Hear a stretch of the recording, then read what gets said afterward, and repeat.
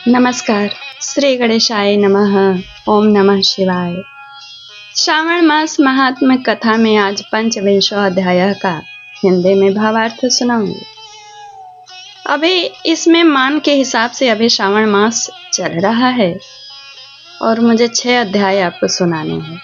सुनाना इसलिए जरूरी है कि जब तक 30वां अध्याय हम सुनेंगे नहीं पूरा सुन के, तब तक हम सबको पुण्य की प्राप्ति नहीं होगी। तो हो सकता है आज मैं 2 वीडियो अपलोड करूं। पंचविंशो षष्ठविंशो अध्याय। और मेरे चैनल को सब्सक्राइब करिएगा। कथा कैसी लगती है उसको कमेंट्स में लिखिएगा और लाइक भी करिएगा और अपने प्रियजन तक शेयर करिएगा। आइए सुनिए। श्रावण अमावस्या को किए जाने वाले पिठोरी व्रत का वर्णन। ईश्वर बोले, हे मुनि श्रेष्ठ, अब मैं उत्तम पिठोरी व्रत का वर्णन करूंगा। सभी संपदाओं को प्रदान करने वाला यह व्रत श्रावण मास के अमावस्या को होता है। जो यह घर है वह सभी वास्तु मात्र का अधिष्ठान है, इसीलिए इसे पीठ कहा गया है। और पूजन में वास्तु मात्र को समूह को आर कहते हैं। अतः हे मुनीश्वर, इस व्रत का नाम पिठोर है। अब मैं उसकी विधि कहूंगा, सावधान चित्त होकर सुनिए। भेत यानी दीवार को ताम्र वर्ण, कृष्ण वर्ण अथवा श्वेत वर्ण धातु से पोत करके, बुद्धिमान को चाहिए कि यदि ताम्र वर्ण पोता गया है तो पीले रंग से, कृष्ण वर्ण पर श्वेत रंग से अथवा श्वेत वर्ण पर कृष्ण वर्ण से चित्र बनाए, अथवा श्वेत पीठ से लाल से काले या हरे वर्ण से चित्र बनाए। मतलब जो दिखे, कहने का तात्पर्य है। मध्य में पार्वती सहित शिव की मूर्ति अथवा शिवलिंग को बनाकर विस्तीर्ण भीत पर संसार की अनेक चीजों को चित्रित करें। चतुशाला सहित पाकालय यानी रसोई घर, देवालय, शयनागार, 7 खजाने, स्त्रियों का अंतःपुर जो महलों तथा अट्टालिकाओं से सुशोभित तथा शाल के वृक्षों से मंडित हो, चूने आदि से दृढ़ता से बंधे पाषाणों तथा ईंटों से सुशोभित हो और उसमें विचित्र दरवाजे, छत तथा क्रीड़ा स्थान हो, इन सबको चित्रित करें। बकरियां, गाय, भैंस, घोड़े, ऊंट, हाथी, चलने वाले रथ, अनेक प्रकार की सवारी गाड़ियां, स्त्रियां, बच्चे, वृद्ध, जवान, पुरुष, पालकी, झूला और अनेक प्रकार के मंच, इन सबका अंकन करें। सुवर्ण, चांदी, ताम्र, सीसा, लोहा, मिट्टी तथा पीतल के और अन्य प्रकार के विभिन्न रंगों वाले पात्रों को लिखें। शयन संबंधी जितने भी साधन हैं, चारपाई, पलंग, बिस्तर, तकिया आदि, बिल्ली, मैना, अन्य और भी पशु पक्षी, पुरुषों तथा स्त्रियों के अनेक प्रकार के आभूषण, बिछाने तथा ओढ़ने के जो वस्त्र हैं, यज्ञ के जितने भी पात्र होते हैं, मंथन के लिए 2 स्तंभ एवं 3 रस्सियां, दूध, मक्खन, दही, त्रक, छाछ, घी, तेल, तिल, इन सभी को भीत पर लिखें।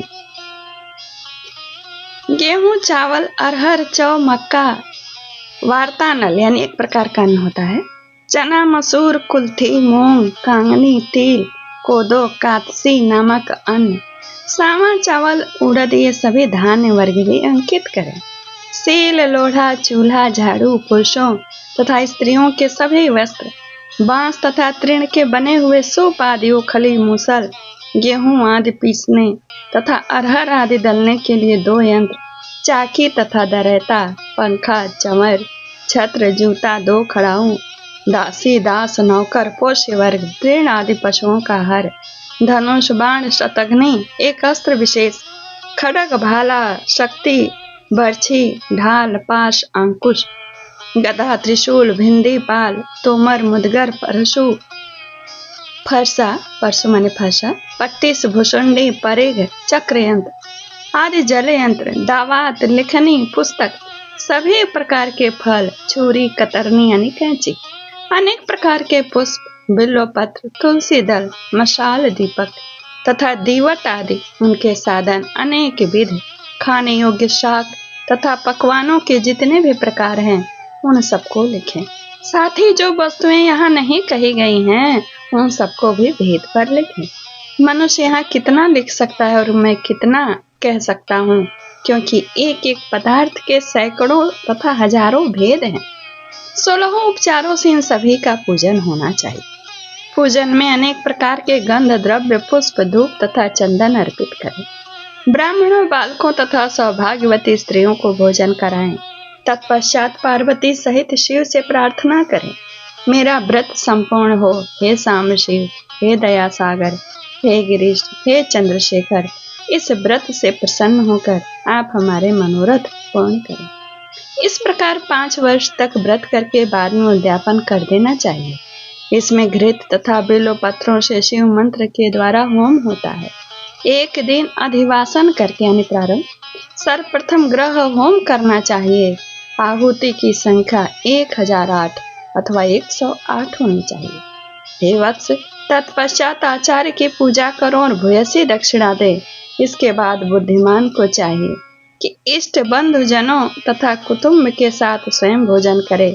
इस प्रकार विधान के किए जाने पर मनुष्य सभी कामनाओं को प्राप्त कर लेता है। इस लोक में जो जो वस्तुएं उसे परम अभिष्ट हैं, उन सबको वह पा जाता है। हे वत्स, मैंने आपसे इस उत्तम पिठोरी व्रत का वर्णन कर दिया।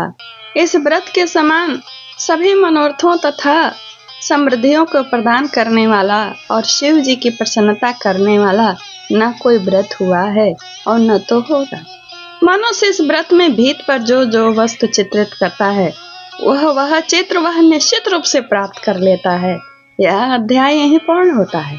श्री स्कंद पुराण ईश्वर सनत कुमार संवादे श्रावण मास महात्म्य अमावस्याम पिठोरी व्रत कथनम। ओम तत्सत। नमस्कार। जय श्री कृष्णा। कैसी लगी कथा जरूर आप कमेंट्स में करिए, लाइक भी करिए। धन्यवाद।